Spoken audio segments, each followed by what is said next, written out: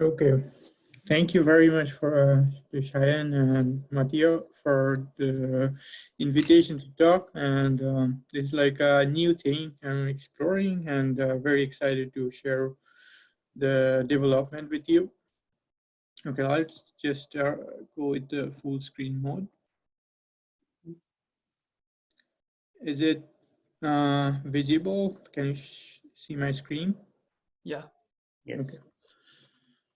So,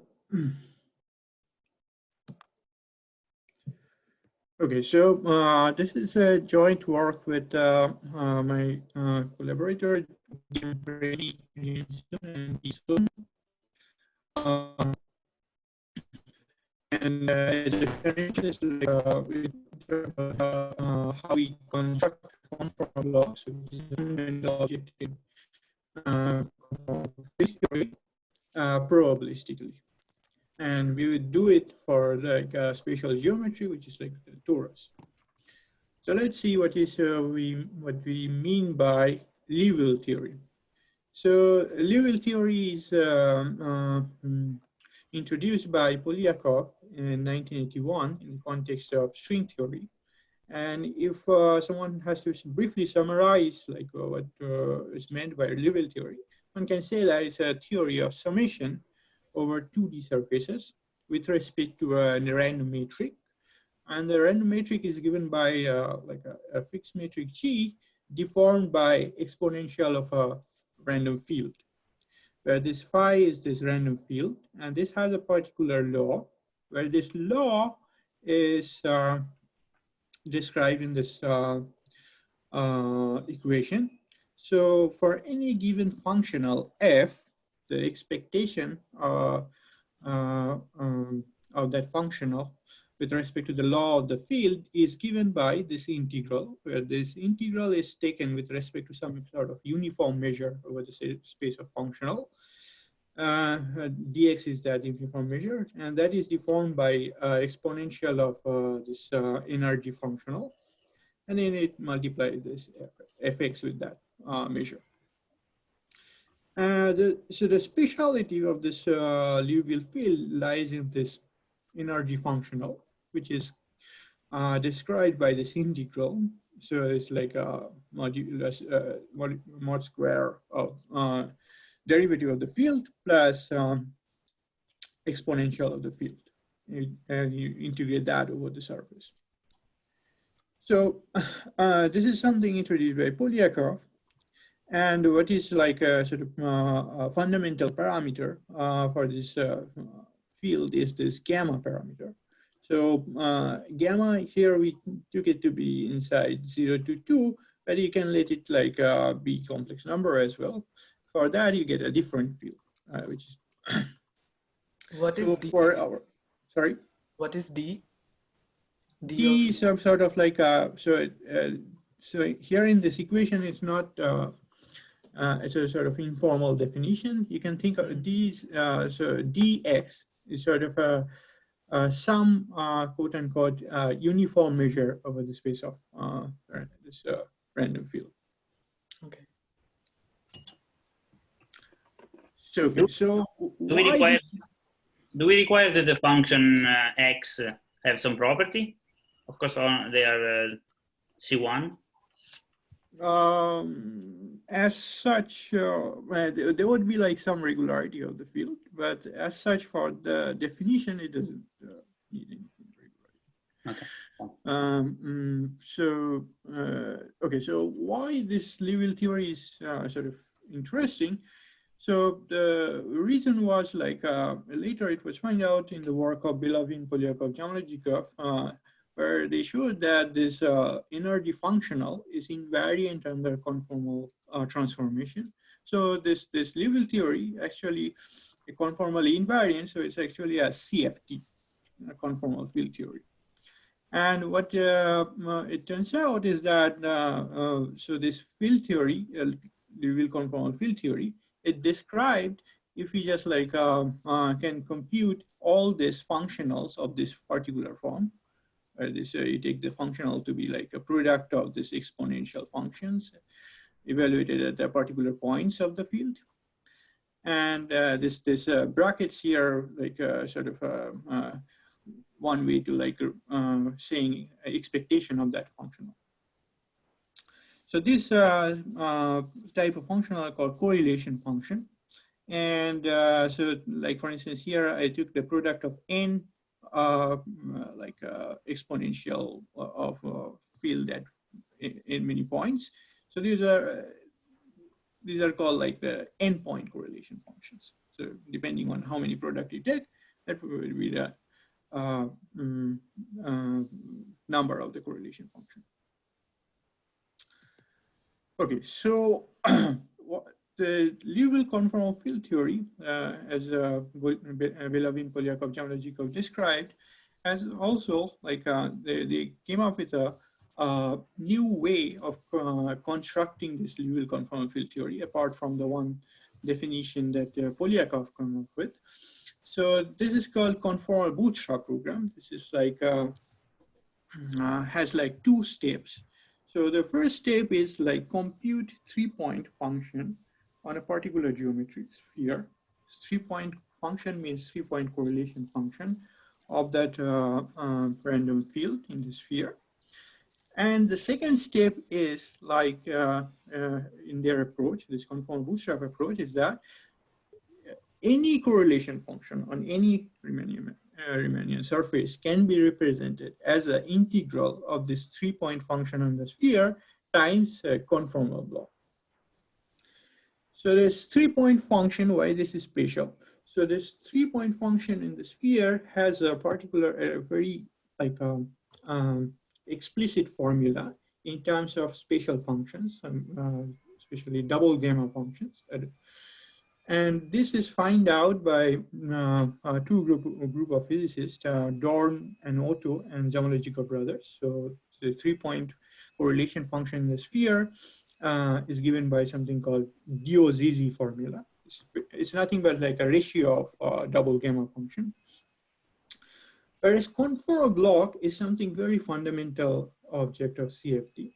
And it's not only restricted in CFT, it's connected to different branches of mathematical physics in particular. So we would see a few connections in later part of the talk, but just for now, like we can think of it as like a fundamental object of CFT, which needed to be figured out with the help of the probabilistic theory. So now, what in the last 2 slides, what the thing that I said is sort of like a picture sketched out by the physicist. Now, where is the probability coming in this context? So it comes through like a series of work by a group of probabilists, especially by this group, David, Kupanin, Rhodes, and Vargas. So what they did is that they rigorously construct Liouville conformal field theory, the one that the particular field theory that Polyakov proposed on the sphere using 2 fundamental objects. So the first fundamental object in their construction of David, Kupanin, Rhodes, and Vargas was Gaussian free field. And second fundamental object is like something called Gaussian multiplicative chaos measure, which is a random measure. And you can think of it as like, if you know like Gaussian free field, I would try to go close to the Gaussian free field in one of my slides. But Gaussian free field, you can think of it as a Gaussian process with a particular correlation structure. And Gaussian multiplicative chaos would be formally exponential of Gaussian free field. So these are the 2 fundamental objects in their construction, and their construction is completely probabilistic. So and this started like the hope towards like this rigorizing this conformal bootstrap program, which was actually initiated in the work of Belavin, Polyakov, Zamolodchikov. So step 1 of the conformal bootstrap program, which is like rigorously proving the DOZZ formula for the 3-point correlation function on the sphere has been done by Kupanin, Rhodes, and Vargas in 2017. So what they proved is that the probabilistic 3-point correlation function on the sphere, which is constructed out of this 2 object, as I showed here, is equals to this DOZZ formula, which is like the explicit formula given in terms of double gamma function. So gamma function is a generalization of a gamma function, some generalization of a gamma function. And the second step was like then to show that any other correlation function can be written down as an integral of this 3-point function times the conformal log. So this is a work which was like in preparation and has been done by Colin Guillemot and this Kupanin, Rhodes, and Vargas, and so they are doing it for the sphere because they are proving that any correlation function in the sphere can be written down in such as that integral. So now, in our work, we focus on another interesting geometry, which is like the torus. So goal of our talk is the following. So we focus on 1-point correlation function on the torus. And the interesting thing about the 1-point correlation function for the Liouville conformal field theory on the torus is that there is also a conjectured bootstrap formula, a particular integral representation of this 1-point correlation function available in the physics literature. So one can try to prove this bootstrap formula for the torus. So how does this bootstrap formula look like? So it takes this 1-point correlation function, which is now a probabilistic object constructed by this David Kupanin, Rhodes, and Vargas using the Gaussian free field and Gaussian multiplicative chaos measure. And one has to prove that that would be equals to this integral of mod of q to the power p square times some particular constant, which would depends on like the parameter, like this alpha parameter. Where alpha is called like a weight to the particular points that I chose as a 1 point, and then this c is the specific constant. I would come to that, and then that multiply with the conformal block part. So this h is the conformal block part. So just to like mention specifically mention each of this notation. So this left hand side of this equation here is the 1-point correlation function.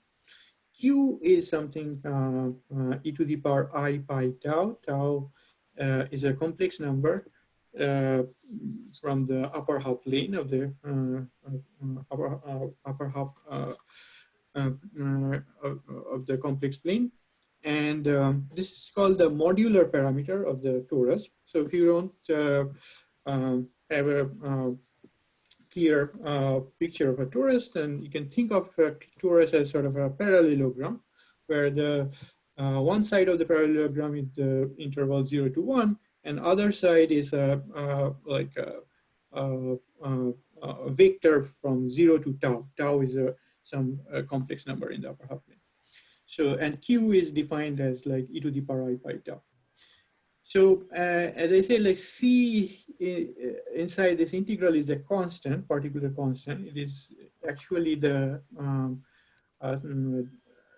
analytic continuation of 3-point correlation function on the sphere. And this has like, as I said before, this has like has an explicit formula in terms of double gamma function, as given by the DOZZ formula, as I mentioned.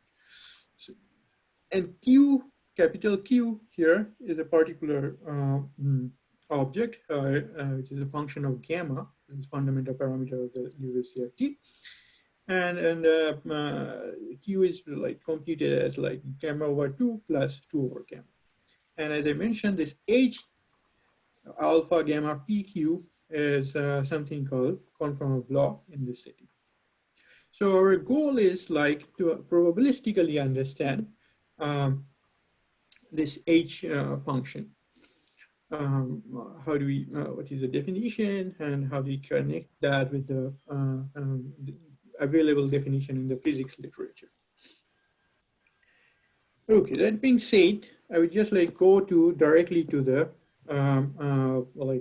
tools that we needed to understand this conformal block.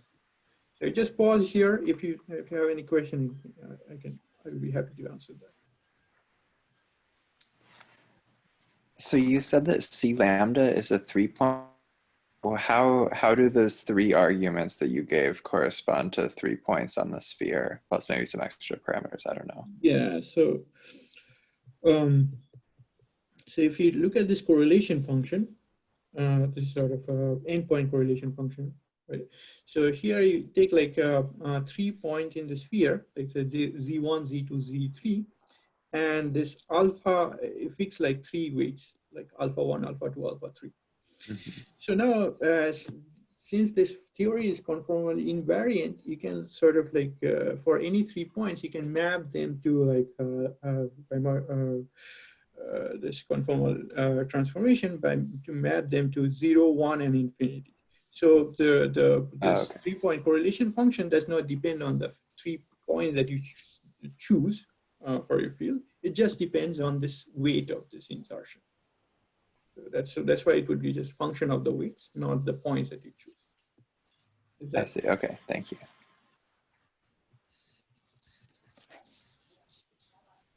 Okay, so let's go to the next slide. So for understanding this conformal block, I need like quite simple objects to be particular. So the first thing that I need is a log-correlated Gaussian field in the interval 0 to 1. And this correlation of this Gaussian field has this particular structure. So if you take like expected value at like the field at the product of the field at x and y, this should have like this particular log correlation, particular log structure, logarithmic structure. So in particular, the yx has infinite variance. So y lives in a space of distribution. And there is an explicit way of realizing this y in terms of like Gaussian random variables, which you can like come up with in most of the cases. So so yx, you can think of it as like an infinite series of sines and cosines weighted by IID Gaussian random variables, and that multiplied with some particular weights, which would decay as n goes to infinity. But the whole thing would have infinite variance because of the like divergence of the series 1 over n. Now, to say something or to work with this yx, in most of the cases, the usual practice is to work with the cutoff approximation of the y field, which is like you just take the finitely many terms of the series and then define something and hope that like the constructed object with the yn would have some limit. And we're going to do something like that, and that's how like this Gaussian multiplicative chaos measure would come into the picture. Okay, so this is like one of the component in our construction. Another thing that I needed is like slightly different log-correlated field, but quite related to the previous one. So it's specific for this torus geometry. So what we do is here, like it's again a log-correlated Gaussian field on 0 to 1 in the interval 0 to 1, but here I changed a little bit the log correlation structure. In particular, now if you take the log correlation, a correlation to x and y, instead of like simply like log of e to the power I pi x and e to the power minus e to the power I pi y, here it is like a log of mod of a theta function of x minus y plus some like constant term. So in particular, what is the relation between this y tau and the previous field in the previous slide? So y tau can be written down as a sum of y plus f tau x.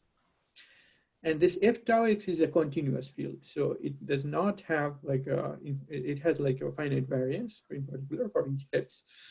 And f tau x has some like also has some series representation. And then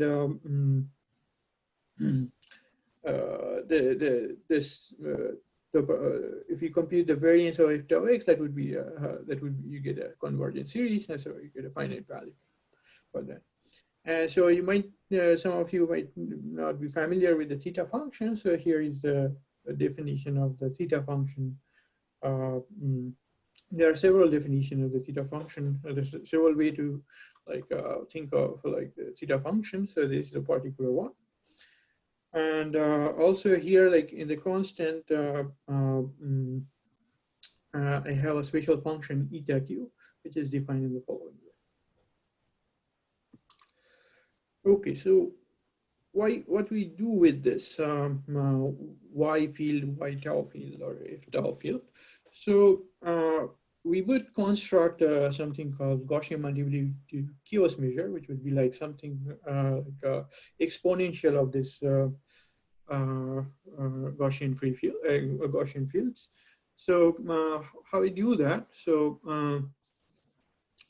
so we would construct first a measure with this cutoff approximation. So exponential of y tau n, which is like you take the y tau n is like yn, the cutoff approximation of y, plus cutoff approximation of f tau. So the y tau n has finite variance. So this is like a well-defined object. So you can define a measure with this exponential of this field, integrating that over your surface or in the interval 0 to 1. And then you can normalize this measure of this by dividing it by the expected value at a point. So now there is a proposition, which is like if you take this renormalized measure, then if you integrate that with respect to some test function, the limit of this integral would exist as long as the gamma belongs to 0 to 2. And so this would define the measure, and that measure, we call it as like a Gaussian multiplicative chaos measure constructed of the y tau field. So why I bring in like this y tau field at all? So this will be clear in the next slide. So what we realize is that, so this is like actually our main result as well, is that like the conformal block, which I bring in like this H notation, you also have seen before in few slides earlier. So so this is like the conformal block in that conformal bootstrap integral. So this is like would be given by some expectation of some functional of this Gaussian multiplicative chaos constructed out of y tau field. In particular, so you have to take like expectation of some power of an integral. So power is given by this minus alpha over gamma. Alpha belongs to some interval determined by gamma. And this integral inside also interesting. So here I integrated the this exponential of this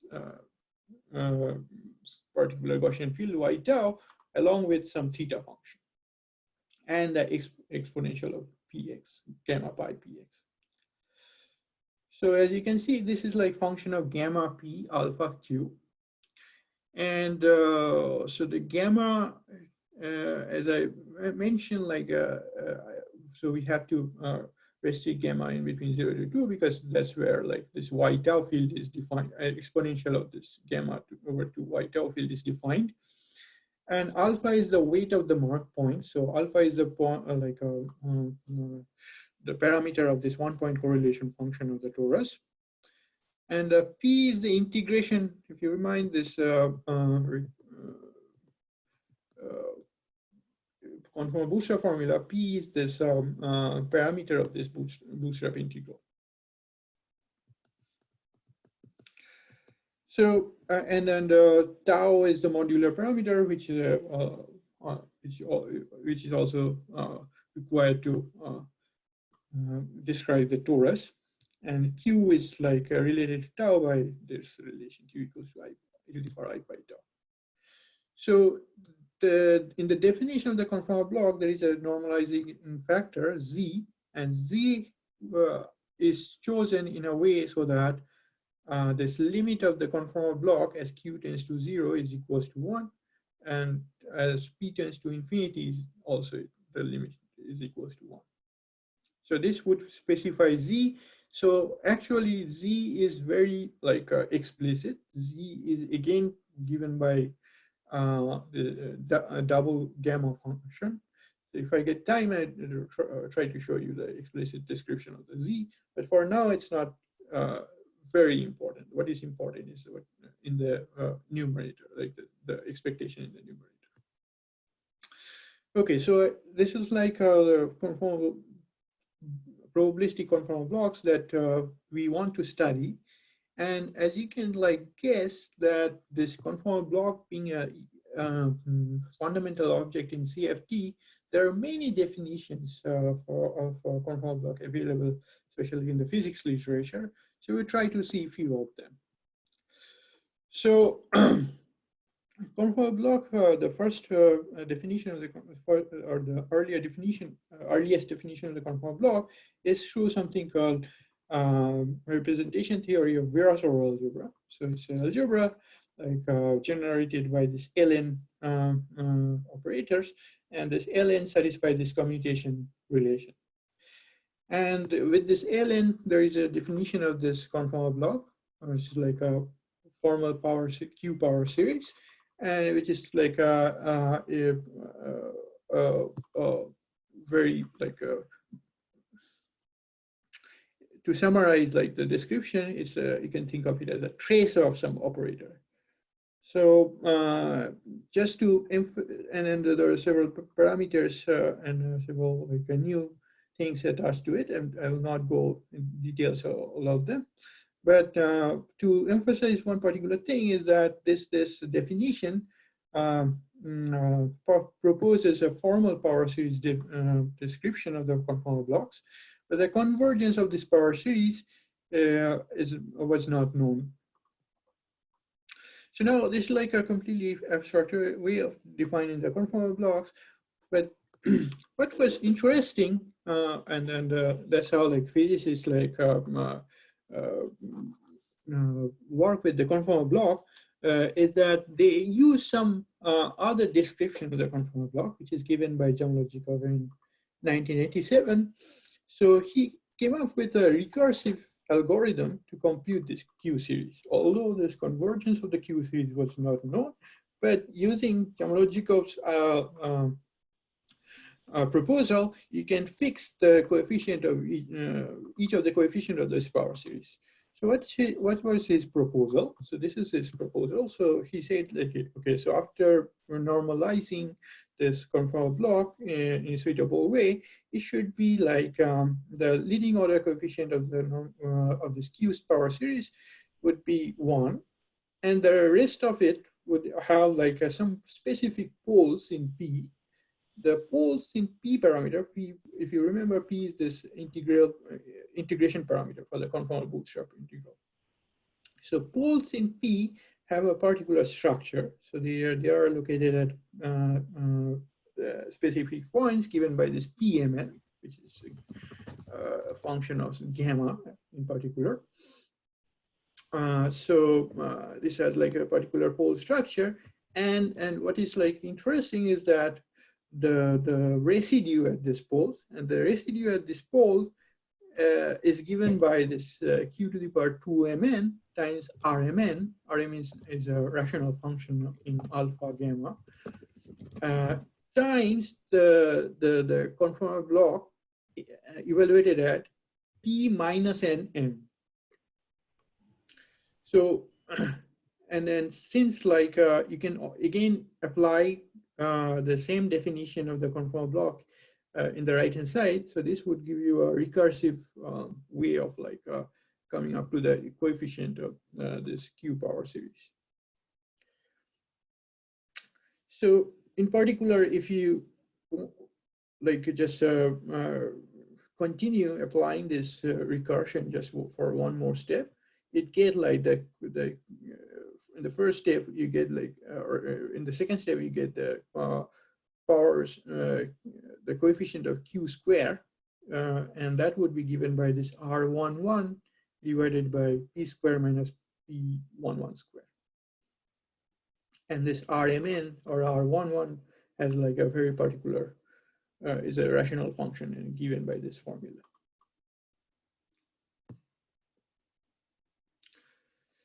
So this was like and that's how this is the algorithm physicists mostly use to generate a conformal block. But the conformal block, as I mentioned towards the beginning of this talk, is a fundamental object, and it's not restricted to conformal field theory. It's an object which connects conformal field theory with different other topics in the mathematical physics, even in the number theory.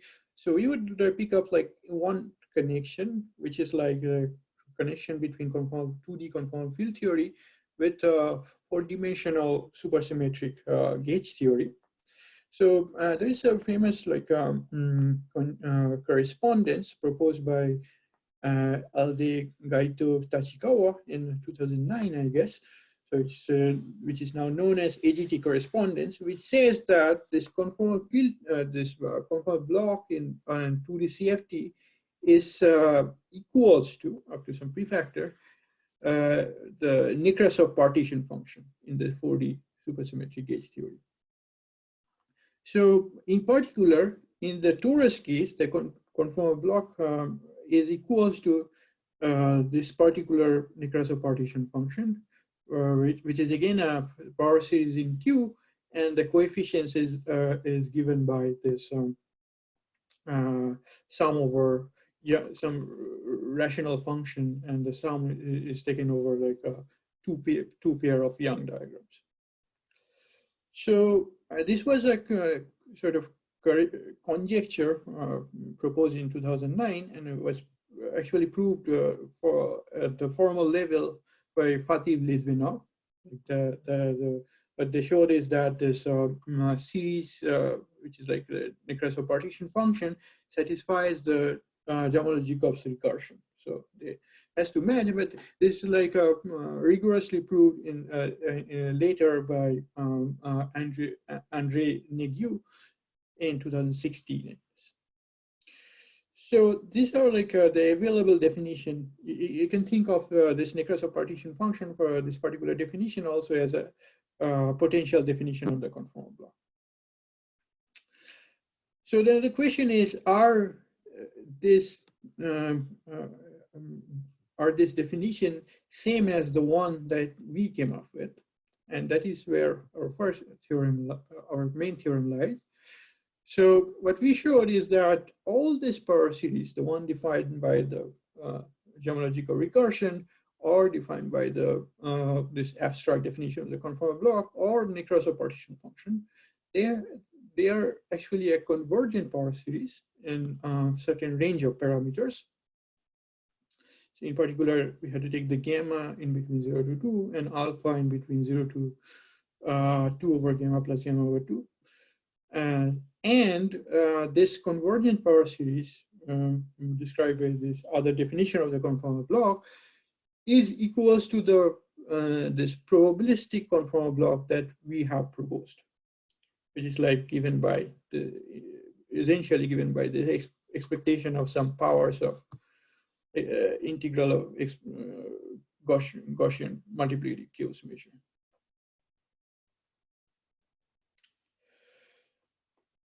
And yeah, so the normalization of Z has a very explicit description, which if I get time, I'll try to show it to you. So if you have any question, I would be happy to answer at this point. If not, I would go to the proof strategy with mentioning one little information. I'm actually interested in what kind of ingredients are necessary to compute the partition function. But if you will go there later, it's fine. Yeah, so I would try to. You mean like the Nekrasov partition function? Z, sorry, Z. Normalization. Z? Yes. Yes. Oh. So Z actually like is very. Let me just tell you, like Z is actually like this tau goes to infinity limit of this expectation that you see, and that has a explicit formula in terms of double gamma function, which I will try to show later. Thank you. So I have a question. In this expectation, the only randomness comes from capital Y, right? That's right. Yes. Thank you. Okay. So you might ask, okay, so why? So this Zamolodchikov recursion or Nekrasov partition function, they are proposing a formal power series. As such, the convergence of the power series was not known, but suppose we provide the convergence of the power series.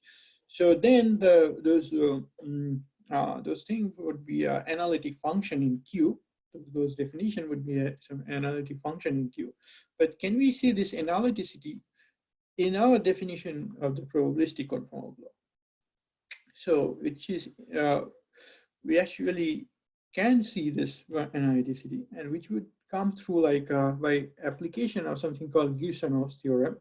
So, this probabilistic conformal block that we propose can also be written down in this following way, where you sort of like pull out this Q dependence out of this like integral, and sort of like put it in a sort of as an exponential of some random field.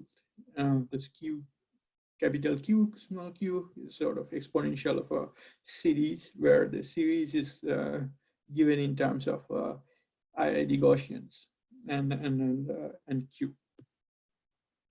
So since this capital Q is a analytic random function of Q, this H alpha gamma PQ would also be analytic in Q.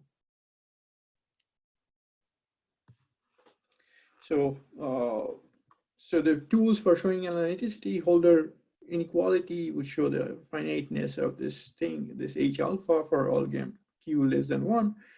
And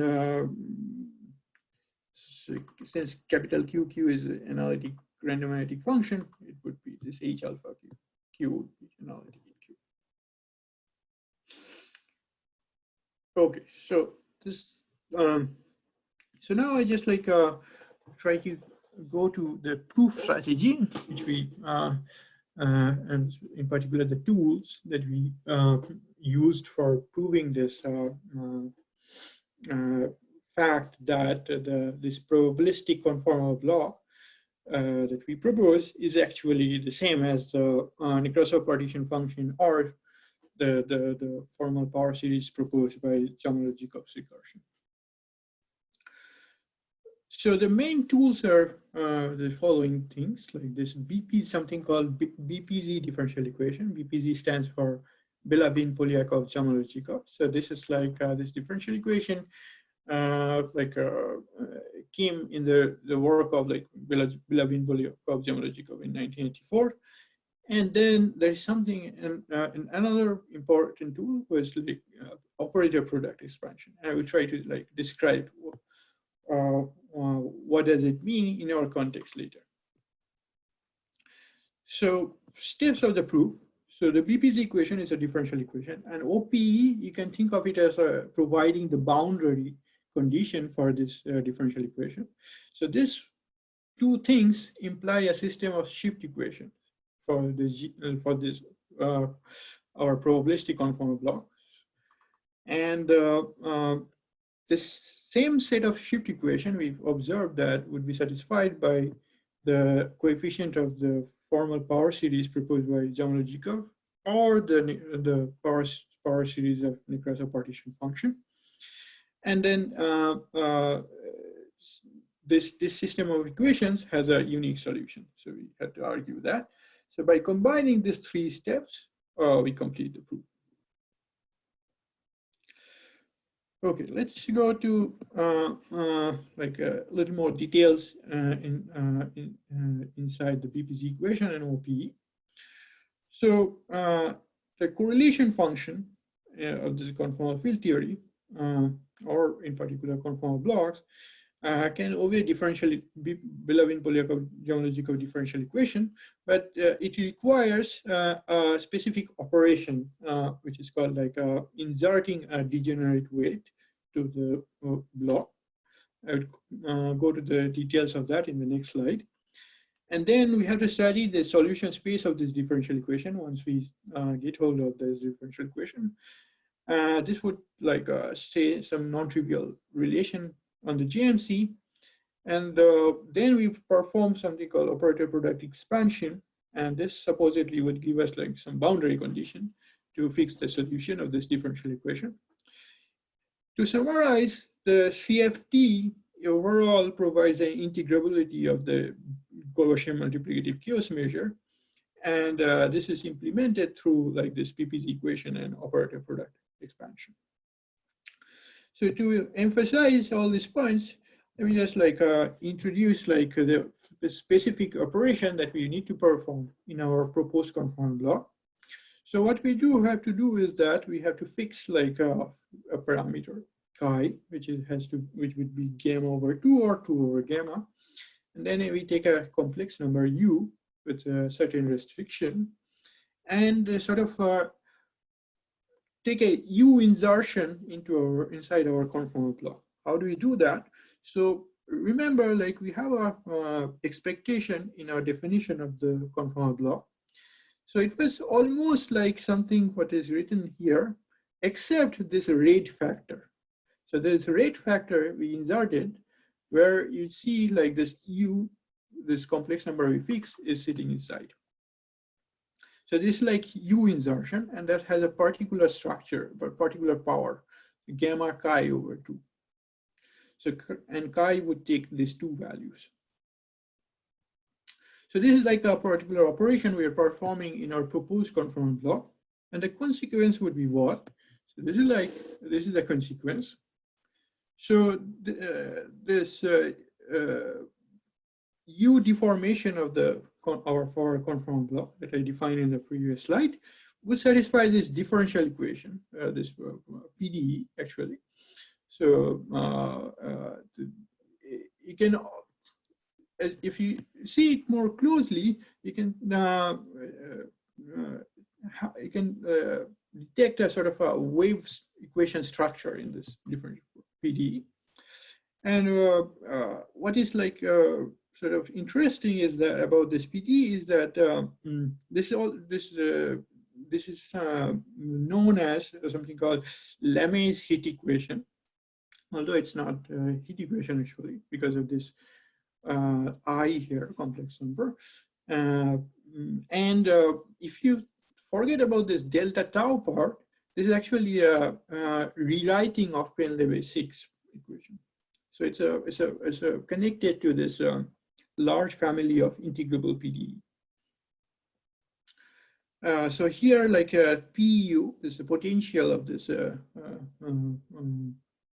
If you think of it as a wave equation or heat equation, the PU is like a sort of potential, and it's like a special function called Weierstrass elliptic P function. And L chi is a parameter like which is like depends on like chi parameter that you set in this deformation. And L chi is defined through this relation, this minus alpha chi by 2 plus chi square by 2. So that's how this differential equation would come in. And then there's something called OPE, the operator product expansion, which is like the study of this deformation as u goes to 0.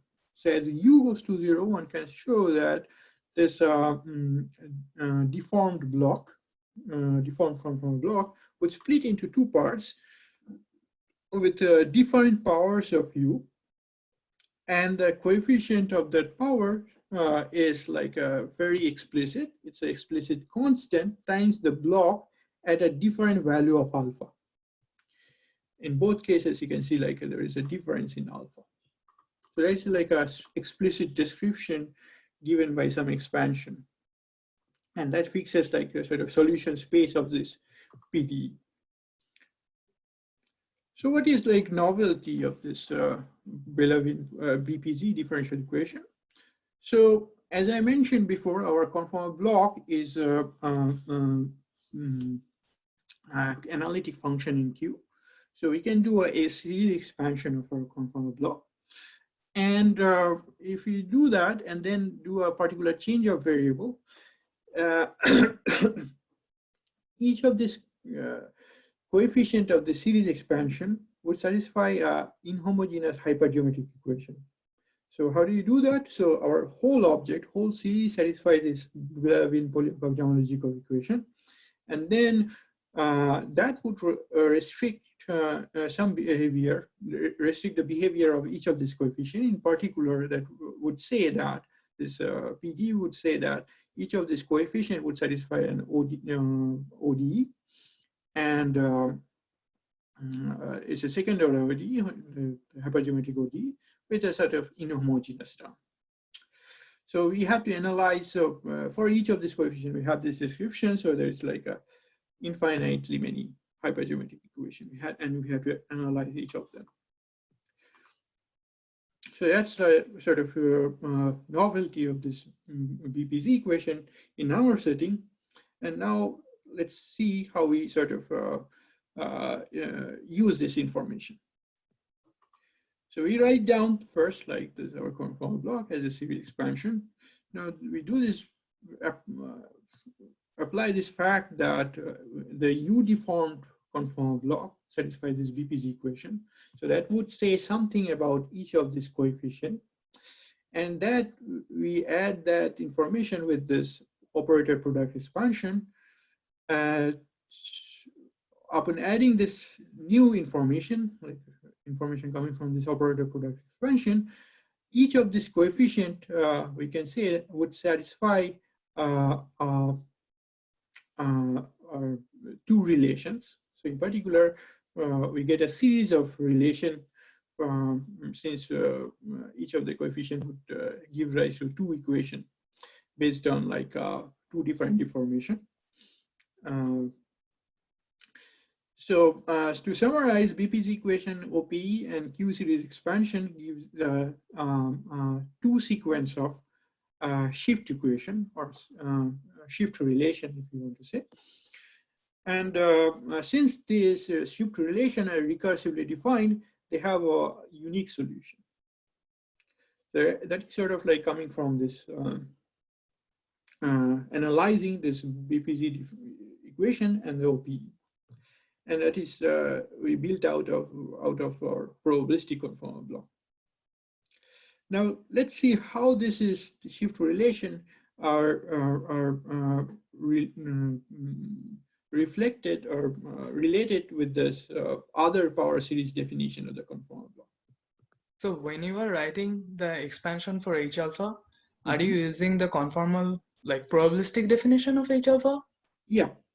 So the first thing I'm using is that this probabilistic definition is saying that this H alpha Q, H alpha gamma PQ is an analytic function in Q. So I can write down a power series expansion. And then I'm using the fact that when I deform this H alpha gamma PQ with this new variable U, then that would satisfy this BPZ differential equation. So each of the coefficient, like this u-deformed coefficient, would also satisfy some and as a consequence of that, would satisfy a hypergeometric, inhomogeneous hypergeometric equation. And then if you add the information of OPE along with that, that would say that each of these coefficient, non-deformed coefficient, here you already have taken u to 0 limit, so non-deformed coefficient would satisfy a system.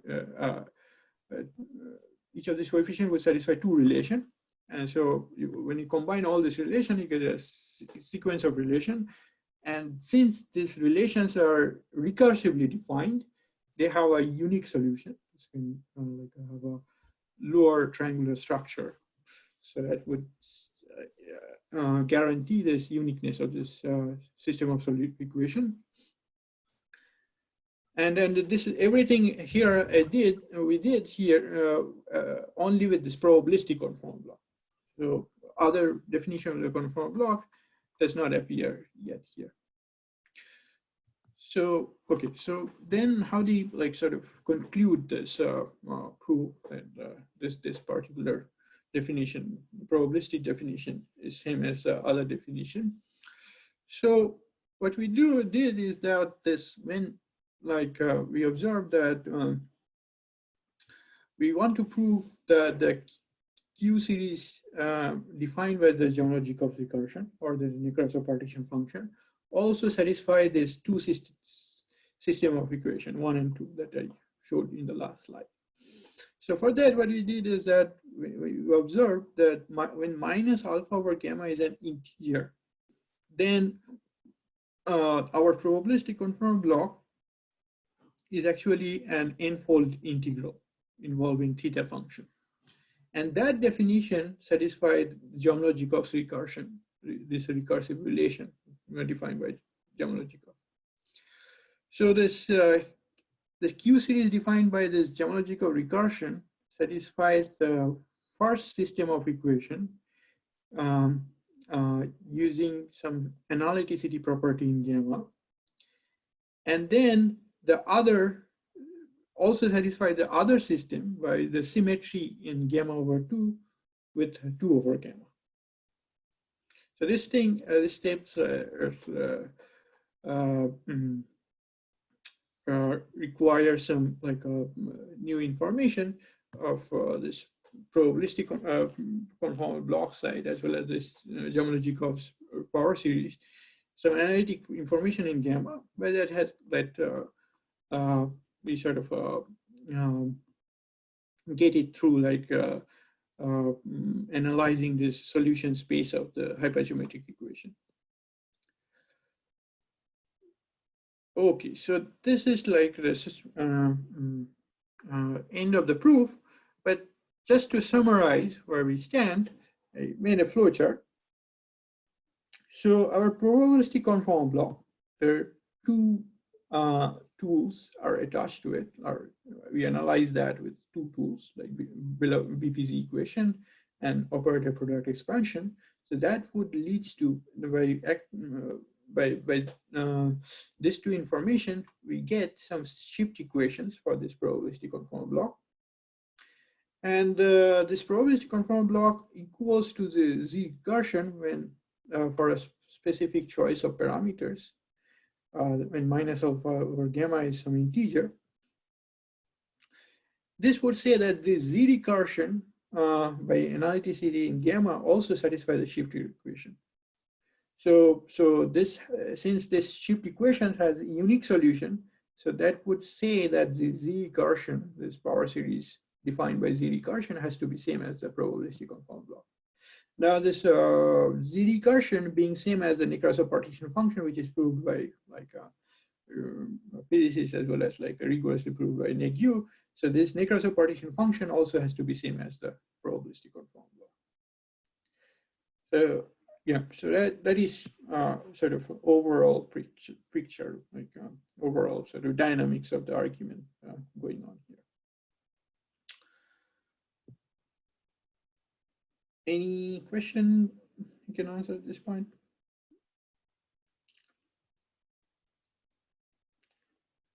If not, let me just go back to the bootstrap dream. So we want to show that with this definition of the conformal block, this probabilistic definition, we want to show that this 1-point correlation in the torus is given by this integral, where now by this work, everything inside the integral are explicit. This H alpha is some probabilistic object. C gamma, which is like given by this DOZZ formula, it's also a probabilistic object because it's a 3-point correlation function, some analytic continuation of 3-point correlation function on the sphere. So we have to prove this integral representation. So what we do is that we deform both sides, both the left-hand side and the right-hand side, by introducing some U parameter. So this is like a way to deform the left-hand side. We sort of like introduce another sort of insertion, like change the functional. And the right-hand side, we deform the block as we did before, like sort of introducing extra theta function inside that expectation. And what is like amazing is that once we do that, both sides will satisfy the same PDE and same operator product expansion. So, but still an analytic property in terms of Q is needed to conclude the proof, which is sort of trying to complete in our ongoing work. So, yeah, so this is like our overall stand for Bootstrap program. So I'd like to mention like a few directions that we are trying to pursue. One of the interesting thing would be like we define this torus conformal block, and if you remember, the torus is sort of like, as I said, you can think of it as a parallelogram where one side is 0 to 1 and other side is a vector from 0 to tau. Tau is some number in the upper half plane. So modular transformation says that if you take a conformal block at instead of tau, if you take it at -1 over tau, then they are related. These two conformal blocks are related by a very specific transformation relation. So one of the goal or aim would be to prove that transformation modular to something called, which is called modular transformation of the torus conformal block. So then the next goal would be like to prove the conformal bootstrap formula that I showed. This integral, this in representation of the 1-point correlation function. So another, like apart from these two objects for this torus Liouville conformal field theory, one interesting thing would be like figuring out conformal blocks for 4-point in sphere, in the sense that when you take the 4-point correlation function in the sphere, there is also a bootstrap integral representation, and it's almost the same. And it's just that the conformal block part would be different. So if one can try to figure out what will be the conformal block for this bootstrap relation for the 4-point correlation function in the sphere. And then the question is, can one generalize it for the Riemann surface with higher genus and more number of points? So this is like the directions we're currently pursuing. Some of them are going well, some of them are not. Is there any guess for the conformal blocks for 4-point sphere from the physics side? Yeah, very, very good question. So first of all, again, from the physics side, there is this conformal block for 4-point sphere is related to another form of another version of the Nekrasov partition function. So there is a description of the series expansion, but it's not yet known if that series is convergent in certain range of parameter.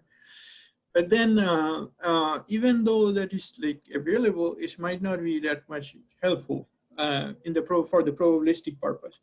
I would also say that there is of course, a Zamolodchikov recursion to like come up with a series expansion where you can sort of fix the coefficient of that series. But again, like the convergence is not like cannot be concluded with this algorithm, or recursive algorithm. So the being said that, like I would also mention that there is actually a probabilistic definition. We think like we are working on that. Like we have some guess for this conformal block for 4-point on the sphere, like from the probabilistic side.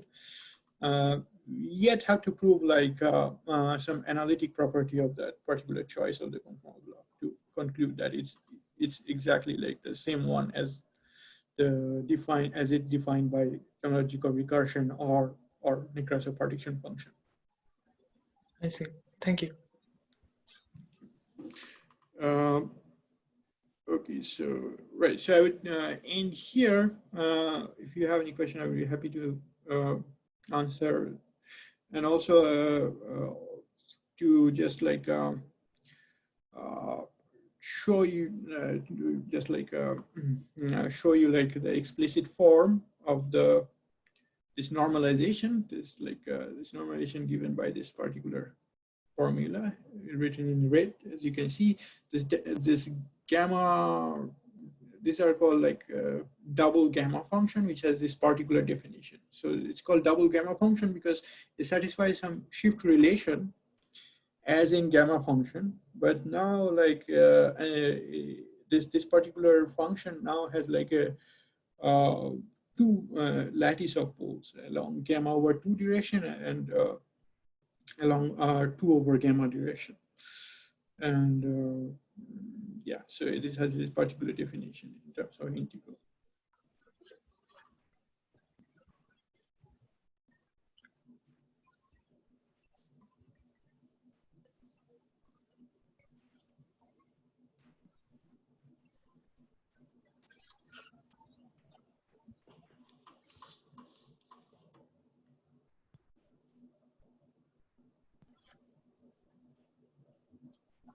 Okay. Thank you, Promit, for the talk. Thank you for inviting. So if anyone has questions, can unmute himself and ask. Yeah, so thanks, Promit, for the talk. So can you go back to this bootstrap formula that you were talking about?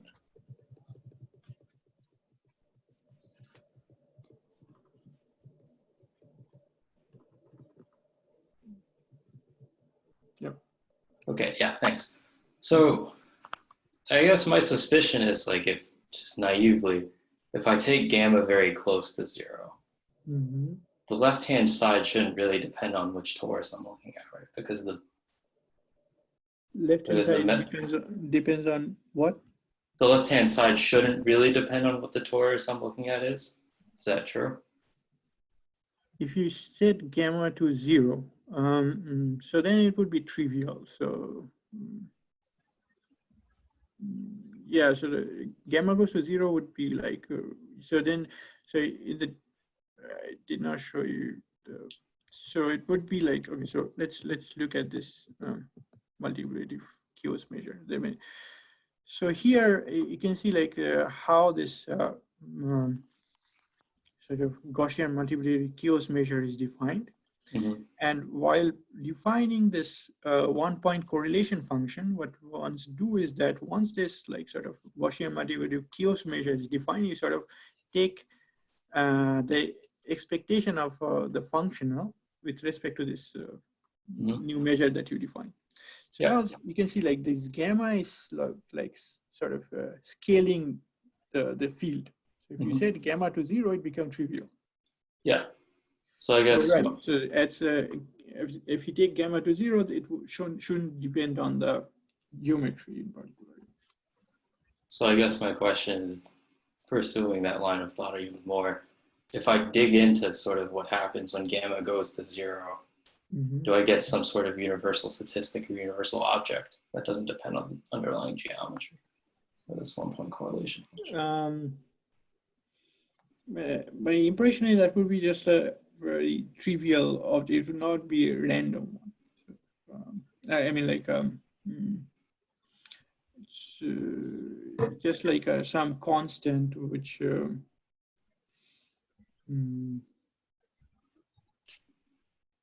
might not be so relevant for the bootstrap thing, the bootstrap program. Okay. But one interesting thing I would try to like say that, which is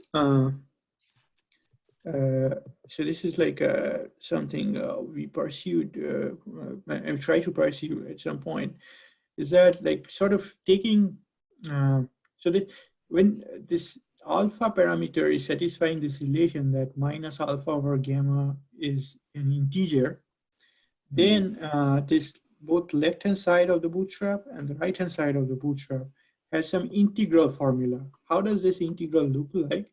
It looks something like a Selberg integral, but now the integrand would be, instead of like this rational function, it would be like a theta function. Like so, it would be some theta function modification of like the Selberg integral. You can call it like that way. So then the interesting thing is how this sort of like integral formula, or in particular even like how this object, the correlation function, behaves as gamma goes to 0. So if like minus alpha over gamma is integer, then one can actually show this integral by doing some complex analytic tricks. And then one can try to prove that, okay, so if you show it for when minus alpha over gamma equals to integer, now let's take gamma to 0. So then you would be able to prove it for a sequence for a sequence of integer, right? You choose a gamma in such a way that gamma is going to 0, but minus alpha over gamma is remaining integer. Then you can, using this complex analysis, you can prove this bootstrap integral. So can one generalize this for any gamma? This is a question that we stuck with for a long time. So for that, what is the missing point was like proving that the both side is actually some rational function or meromorphic function, or like just analytic function of gamma, which is actually quite hard. That's an impression that we had after looking at it for a long time. Like just proving that the both side is a meromorphic function of gamma. Yeah. So this is actually one direction, and then to be precise, I would say that this is actually right. Like both sides, you can the probabilistic definition might not be like analytic in gamma, but you can analytically continue that. Like and so then the goal would be like start from the probabilistic definition of both sides. Can one like analytically continue both sides with respect to gamma in the whole complex plane? So this would be an interesting direction actually, like just without using any other tool, just from the probabilistic definition, can one do that? Okay, thanks. I have one question about so the genus dependence of this Liouville theory. Yes. So the sphere was done, and now you have done the torus. So you mentioned at the end that there is a possibility of constructing the same theory for I don't know, compact surfaces with many holes. Mm-hmm. But is it really like there is really the possibility of doing that, or like are there conjectural structures or?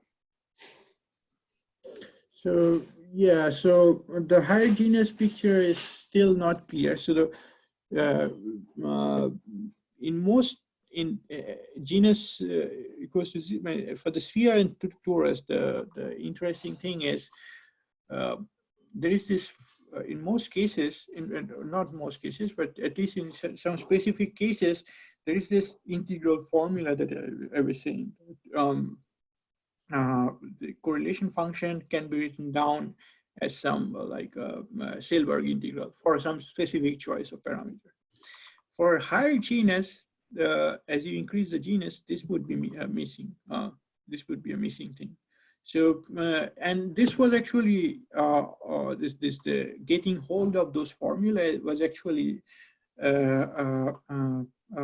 bliss for us, because then we looked at the formula, we generalized that formula with this Gaussian multiplicative chaos measure. For higher genus, one can construct a Gaussian multiplicative chaos measure, but to come up with the correct sort of like guess for this probabilistic conformal block or anything like that would be challenging thing, because you don't have this integral formula to start with. But one can actually like try to get first like a clear picture for the sphere and torus. Then,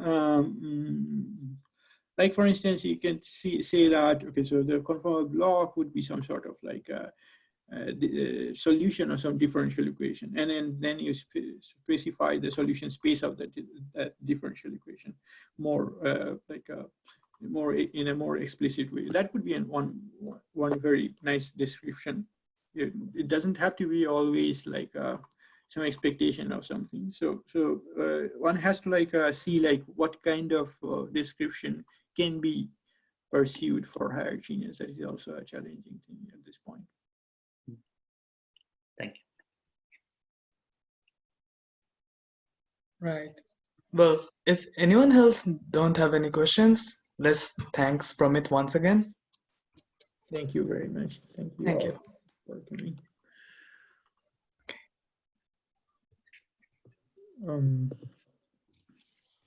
So we will see everyone next week. Bye. Okay.